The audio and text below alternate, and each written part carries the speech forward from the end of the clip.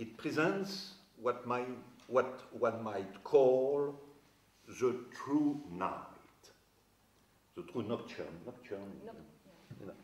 the true night.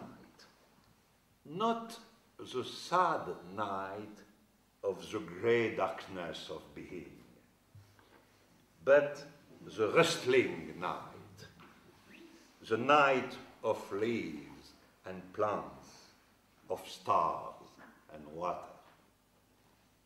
Under the very strict conditions of the encounter, the two of love splits the night into the grey darkness of being on the one hand, and on the other, the infinitely varied darkness of the sensible world. This is why in Beckett's prose, one suddenly discovers poems. Under the scene of the inaugural figure of the two, something unfolds within the night of presentation. It is the unfolding of the multiple as such. Love is, above all, an authorization granted by the two to the multiple.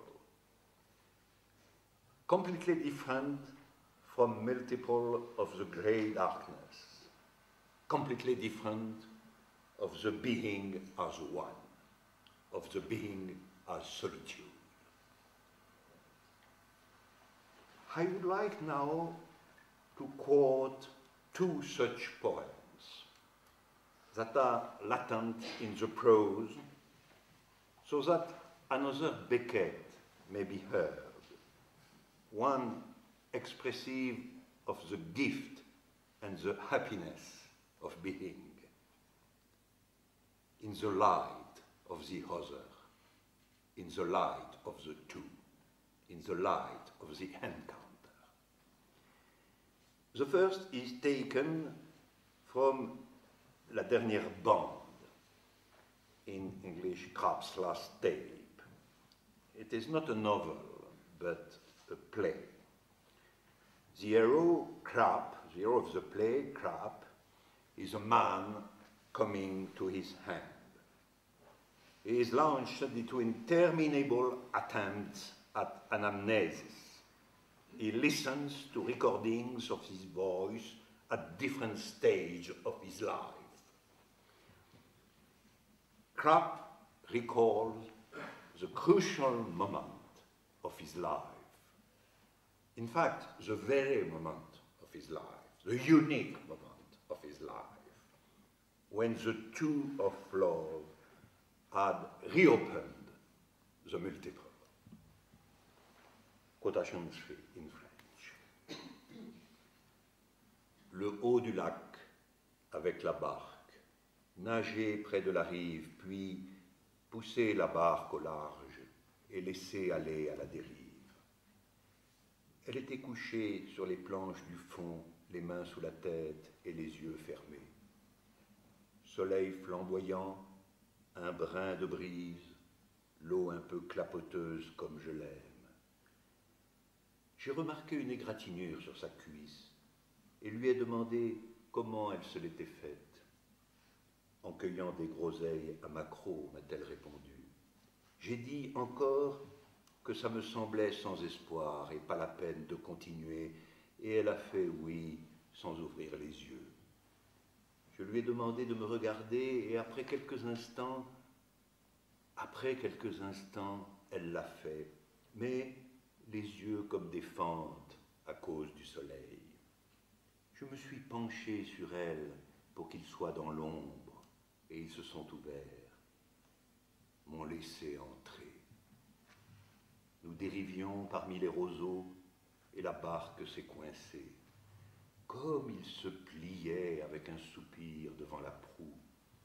Je me suis coulé sur elle, mon visage dans ses seins et ma main sur elle. Nous restions là, couchés, sans remuer. Mais sous nous, tout remuait et nous remuait doucement de haut en bas et d'un côté l'autre. passé minuit.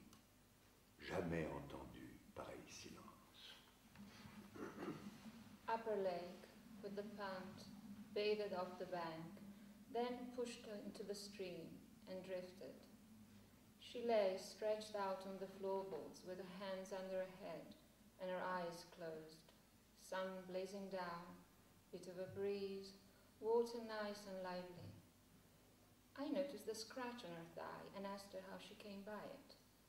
Picking gooseberries, she said.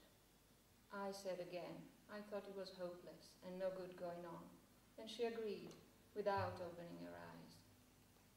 I asked her to look at me, and after a few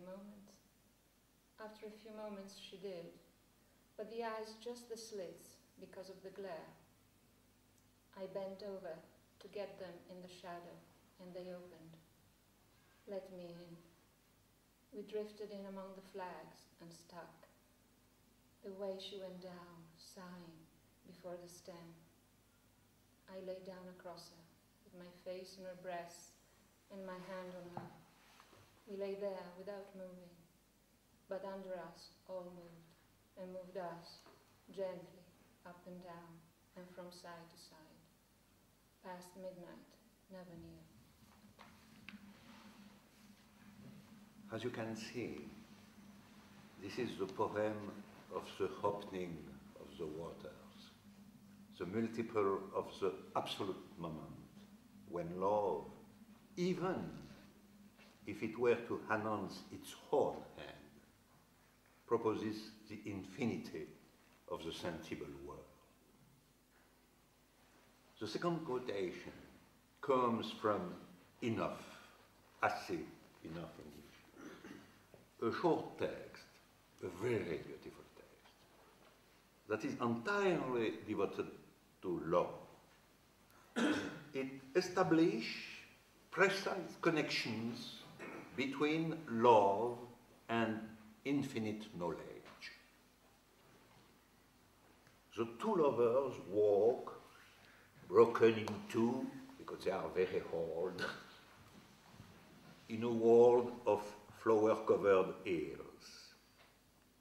And they are never as close to one another as when they discuss mathematics or astronomy. And the figures of the beloved man becomes the source of knowledge in which the sky is given in its own order. Quotation 4 in French. Par une rampe de 50%, sa tête frôlait le sol. Je ne sais pas à quoi il devait ce goût, à l'amour de la terre et des 1000 parfums et teintes des fleurs, ou plus bêtement à des impératifs d'ordre anatomique. Il n'a jamais soulevé la question. Le sommet atteint, hélas, il fallait redescendre. Pour pouvoir de temps à autre jouir du ciel, il se servait d'une petite glace ronde. L'ayant voilée de son souffle et ensuite frottée contre son mollet, il y cherchait les constellations. « Je l'ai !» s'écriait-il en parlant de la lyre ou du cygne. Et souvent, il ajoutait que le ciel n'avait rien. I just wanted to give you a small indication that we start with this word on a gradient of 1 in 1, which means to be bowed over. On a gradient of 1 in 1, his head swept the ground. To what this taste was due, I cannot say. To love of the earth or the flower's thousand scents or hues, or to cruder imperatives of an anatomical order. He never raised the question. The crest once reached, alas, the going down again. In order from time to time to enjoy the sky, he resorted to a little round mirror. Having misted it with his breath and polished it on his calf, he looked in it for constellations. I have it, he exclaimed, referring to the lyre or the swan. And often he added that the sky seemed much the same.